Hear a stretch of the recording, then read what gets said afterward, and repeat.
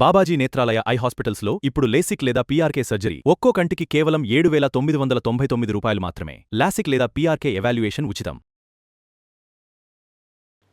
వరలక్ష్మి వ్రతం రాబోతోంది. దీనిపైన ఉన్న అన్ని కన్ఫ్యూజన్స్ ఈరోజు ఎపిసోడ్లో మనం దూరం చేద్దాం. పూజా విధానం ఎలా చేసుకోవాలి, ఎన్ని నైవేద్యాలు మనం అర్పించాలి, ఎన్ని తోరంకులు కట్టాలి, అన్ని అన్ని అన్ని ప్రశ్నలే. ఎన్ని సంవత్సరాలుగా చేసుకుంటున్నాం, మళ్ళీ చిన్న అనుమానం, చిన్న డౌట్స్ ఉంటాయి. లాంటి వాళ్ళకి అన్ని నివృత్తి చేసేద్దాం ఇవాళ ఎపిసోడ్లో. సాధారణంగా వరలక్ష్మి వ్రతాన్ని శ్రావణ మాసంలో పూర్ణిమకు ముందు ఉండేటటువంటి శుక్రవారం చేసుకుంటారు. ఇది పద్ధతి. ఎవరికన్నా అప్పుడు వీలు కాకపోతే తరువాత శుక్రవారం కానీ మరొకసారి కానీ చేసుకుంటారు. ఇది సంవత్సరానికి ఒక్కసారి చేసుకునేటటువంటి వ్రతం, వరలక్ష్మి వ్రతం. వరలక్ష్మి నోము అనగా విన్నారా మీరు? వరలక్ష్మి వ్రతం అనే అంటాం. వ్రతము అనేటటువంటి పదానికి ఆచరణ, ప్రవర్తన, ఒక నియమబద్ధమైన ప్రవర్తన అని అర్థం. ఈ వరలక్ష్మి వ్రతం చేసుకున్నాక వరలక్ష్మిలాగా అనగా ఐ రిపీట్ అమ్మా, ఈ వరలక్ష్మి వ్రతం చేసుకున్నాక చారుమతిలాగా తాను ఉండాలని అనుకోవడం ఈ వ్రతం యొక్క ప్రయోజనం. అది వ్రతం అంటే అది అంటే ఇలా ఉంటాను అని ఒక నియమం పెట్టుకోవడం కదా వ్రతం అంటే. చారుమతిలాగా ఉంటాను అని అనుకోగలిగితే వరలక్ష్మి వ్రతం జీవితంలో ఒకసారి చేసుకున్నా చాలు. అటువంటి ఈ వరలక్ష్మి వ్రతం ఇన్ని పెద్ద నియమాలు లేవు, ఇన్నిసార్లు చేయాలి అన్నిసార్లు చేయాలని. జీవితాంతం చేసుకుంటూనే ఉండొచ్చు. ఇది వాళ్ళు చేయాలి వీళ్ళు చేయాలనేం లేదు, చిన్నపిల్లల తగ్గించి అందరూ చేసుకోవచ్చు. ఎందుకు చేయాలి? ఈ వరలక్ష్మి వ్రతాన్ని పెళ్ళైన ఆడవాళ్లే చేస్తూ ఉండడం చూస్తాం. నిజానికి భార్యాభర్తలు ఇద్దరు కూర్చుని చేసుకుంటే మంచిది. వాళ్ళు ఇట్లాంటివి లోకంలో తెలియని కూడా తెలియవు. అటువంటి ఈ వరలక్ష్మి వ్రతం ఏదైతే ఉందో సంవత్సరానికి ఒక్కసారి చేసేది, అది ఎందుకు చెయ్యాలి అని మీరు అడిగారు. ఎందుకు చెయ్యాలి అంటే మనకి వరలక్ష్మి కావాలి అంటే చెయ్యాలి. వరలక్ష్మి అంటే శ్రేష్టమైన లక్ష్మి. ఇప్పుడు మనకి శుద్ధలక్ష్మి, మోక్షలక్ష్మి, జయలక్ష్మి, సరస్వతి అని చెప్తూ ఉంటాం. వీటన్నిట్లోనూ కూడా వరలక్ష్మిశ్చ ప్రసన్న మమ సర్వదా, ఇవన్నీ కూడా ఇన్ని రకాల లక్ష్ములు ఉంటే వీటన్నిటిలో ఏదైతే ఉందో అటువంటి అష్టలక్ష్ముల్లో లేదు ఈవిడ. ఎందుకని చెప్తా. ఈ అష్టలక్ష్ములు కాకుండా ఈ వరలక్ష్మి ఎట్లాంటిదంటే సిద్ధలక్ష్మి, మోక్షలక్ష్మి, జయలక్ష్మి, సరస్వతి, శ్రీలక్ష్మి, వరలక్ష్మి, ఇవి ఈ 6 ఈవిడి విశేషణాలు. అష్టలక్ష్ములు ఏమిటంటే లక్ష్మీదేవికి ఉన్నటువంటి 8 భిన్నమైన రూపాలు. ఇప్పుడు సంపద ఉంది అన్నారు. సంపద ఉందంటే ఎట్లా ఉంది? స్థిరాస్తి కావచ్చు, చరాస్తి కావచ్చు. రెండూ చెరో రకమైన సంపదే కదా. మరి ఈ రెండూ కాకుండా ఇంకా ఒక ఆయనకి బాగా డబ్బు ఉంది కానీ పిలిస్తే పలికే గతి లేదు. ఏమిటది? అంగబలం లేదు. ఉండాల్సినటువంటి సంపద, ఆత్మీయులు అనేటటువంటి సంపద లేదు. ఇంకొక ఆయనకి ఇంటి నిండా వస్తువులు ఉన్నాయి కానీ తినడానికి అవకాశం లేదు రోగాల వల్ల. ఆరోగ్య సంపద. ఇలా ప్రతిదీ మానవుడు తనకు కావలసినంత, వీలైతే తనకు కావలసిన దానికన్నా అత్యధికంగా ఉండేట్టు కోరుకునేవి ఏవైతే ఉన్నాయో అవన్నీ కూడా సంపదలు. ఆ సంపదలు మాత్రమే కాకుండా మరొకటి అన్ని సంపదల్లోకి శ్రేష్టమైన సంపద ఒకటి ఉంది. ఆ శ్రేష్టమైన సంపదని ఇచ్చేటటువంటిది వరలక్ష్మి వ్రతం. ఏమిటి ఈ శ్రేష్టమైన సంపద అంటే ఇందాక చెప్పిన ఉదాహరణల్లో డబ్బున్నంత మాత్రాన తినలేడు. ఈ రాళ్ళు తిని రాళ్ళు అరిగించుకునే వయస్సులో తినడానికి మరమరాలు కూడా దొరకలేదు, రేలంగనుకుంటా చెప్తాడన్నమాట. అంచేత ఏది ఏమిటో మనకి తెలియదు.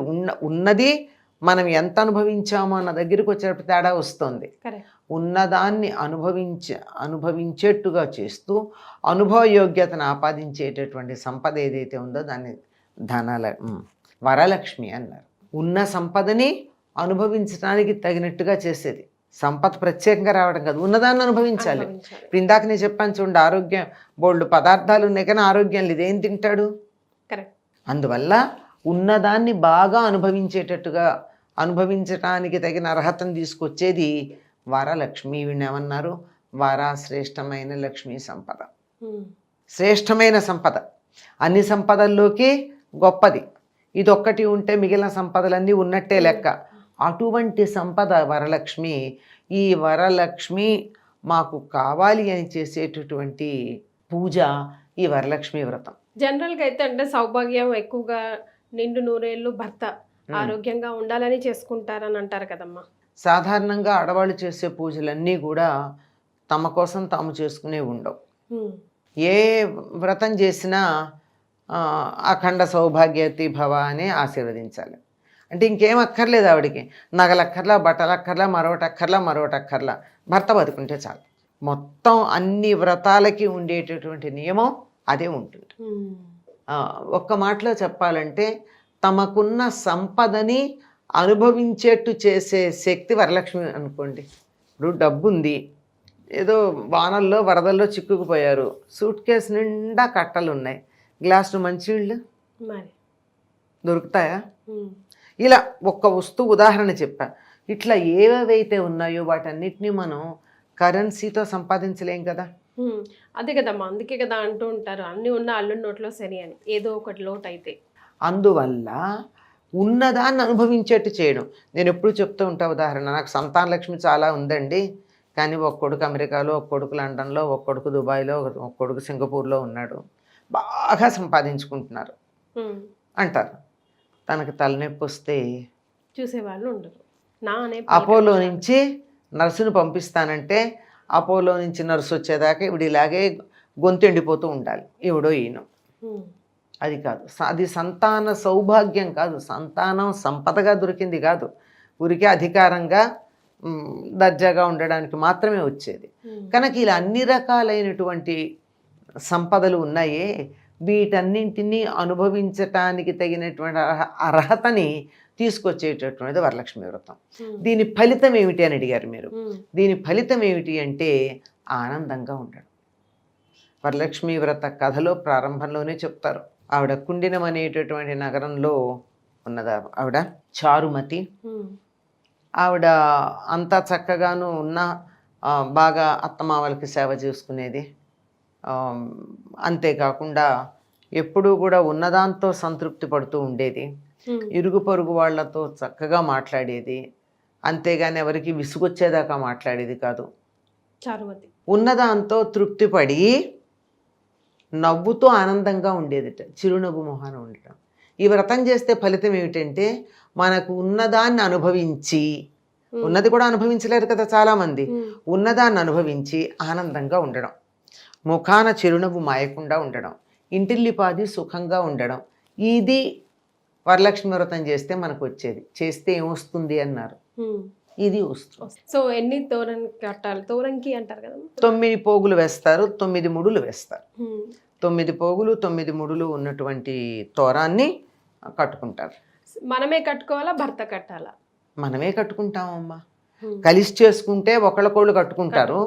వీడి ఇప్పుడు కలిసి చేసుకోవడం మనకి లేకుండా అయిపోయింది కదా, ఎవరికి వాళ్ళే కట్టుకుంటారు. ఎన్ని రకాల నైవేద్యాలు పెట్టాలి? కంపల్సరీగా అమ్మవారికి ఇష్టమైన నైవేద్యం ఏది పెట్టాలి? ఎన్ని రకాల నైవేద్యాలు పెట్టాలి నేను లేదమ్మా, ఓపాన శక్తి. ఏదో 9 ముళ్ళు వేసాము, 9 తోరాలు, 9 పోగులు వేసిన తోరాలు కట్టాము, ఏదో మరి పూజ చేసిన ఆయనకి పురోహితుడికి వాయనం ఇవ్వాలి, అప్పుడు 12 కుడుములు ఇస్తాము. అందువల్ల కొంతమంది మేము 9 రకాల పిండి వంటలు చేస్తాం, నవకాయ పిండి వంటలు అంటారు కదా, మేము 9 చేస్తామంటారు. కొంతమంది 12 ఇస్తున్నాం కదా 12 చేస్తామంటారు. అది వాళ్ళ ఇష్టం అమ్మా. వ్రతం చేసుకునేటప్పుడు తప్పనిసరిగా ఇన్ని పిండి వంటలు చేయాలని మీరు పెట్టుకున్న నియమం తప్ప ఎవరు ప్రత్యేకంగా ఇన్ని పిండి వంటలు ఇన్ని నైవేద్యాలు పెట్టమని చెప్పాల.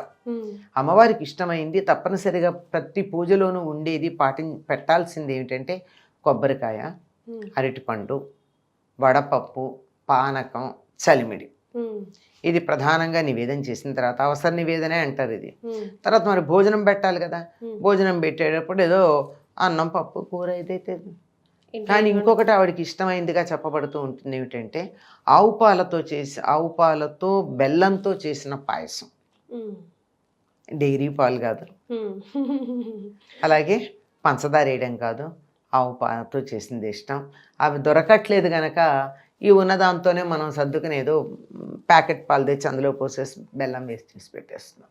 బెల్లం కూడా వీటిలో చాలామంది పంచదార వేస్తారు, వేయకూడదు. బెల్లంతో చేసిందే ఇష్టం, ఆవు పాలతో. ఇంతవరకు చాలమ్మా. ఆర్భాటంగా ఏమీ లేదు, ఈ పూజ ఖర్చు ఏదేం లేదు. ఎట్లాగో ఇంట్లో చారుడు కుంకుమ ఉండనే ఉంటుంది. ఆ చారుడు కుంకుమ అమ్మవారికి పూజ చేయడానికి, పసుపును పూజ చేయడానికి వాడచ్చు. అంతేగాని ప్రత్యేకంగా దీనికోసం అత్యధికమైనటువంటి ధనాన్ని వెచ్చించవలసినటువంటి అవసరం కూడా లేదు. అమ్మ, విత్ పిల్లక వితౌట్ పిల్లక కొబ్బరికాయ, అది కూడా ఒక డౌటే, ప్లీజ్ మీరు క్లియర్ చేయాలి. అసలు కొబ్బరికాయ దేవుడి దగ్గర వాడేటప్పుడు ఆ పైన ఉన్నటువంటి పిలక తీస్తే దేనికి పనికిరాదమ్మా. అవునా? కొట్టేప్పుడు కూడా పిలక ఉండాలి. నైవేద్యం పెట్టేప్పుడు తీసి నైవేద్యం పెట్టాలి. ఓ, ఓకే. అంతేగాని దానికి పిలక లేకుండా దాని విలువే లేదు. సో అన్ని ప్రశ్నలకి జవాబులు మా ప్రేక్షకులకి దొరికాయి వరలక్ష్మి వ్రతానికి సంబంధించి అని ఆశిస్తూ ధన్యవాదాలమ్మా. నమస్కారం.